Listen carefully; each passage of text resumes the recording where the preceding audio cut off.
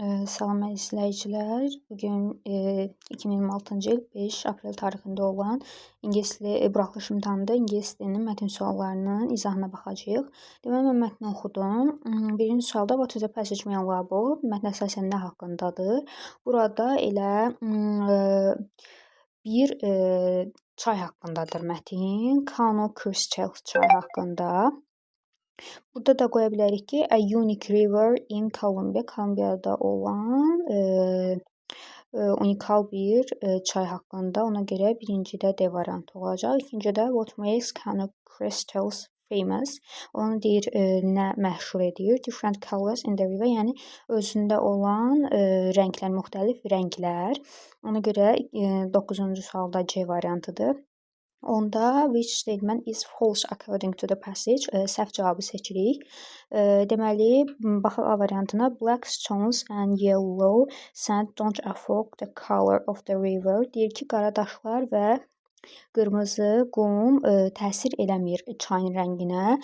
İndi baxaq bizdə mətnimizdə deyir ki, other colors, digər rənglər come from gəlir. Black stones, green plants, blue water and yellow sand. Yəni ondan gəlir. Ona görə elə A variantımız bizim səhv olacaq. Daha sonra 11-ci sualda tamamlamalıyıq cümləmizi. Tourists, deməli, avoid using a boat because of its danger. Deməli, turistlər qayıqdan istifadə etmir, onun təhlükəsi üçün, yəni təhlükəyə görə qayıqdan istifadə etmirlər. Deməli, baxaq burada visitors should first use a helicopter then a boat and then they should go on foot. Aha, birinci deyir helikopterdən, sonra qayıqdan istifadə edə bilər. Baxaq B variantına. Damage the environment if they travel with a B variantında da deyir ki, əgər deyir onlar tur şəklində səyahət edirlərsə, onda ziyan verirlər. Xeyr, bu da səhvdir. Yəni çünki orada da deyir ki, tur sifariş edə bilərlər. C variantında are allowed to store things in the area of the river. Çayın ərazisinə müəyyən bir əşyaları ata bilərlər. Bilməklərinə, yəni icazə verilib. Xeyr, bu da səhvdir. Daha sonra D variantında can visit the place without the help of the guide. Bələdçinin köməyi olmadan belə həmin əraziyə baş çəkə bilərlər. Ancaq orada deyir ki, yəni bələdçi vasitəsilə baş çəkməlidirlər. E variantında can visit the river by getting a special document.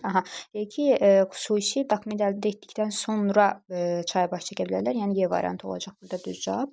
12-ci suala baxaq. 12-ci sualda which statements are true according to the passage? Düz olan variantları seçəcəyik.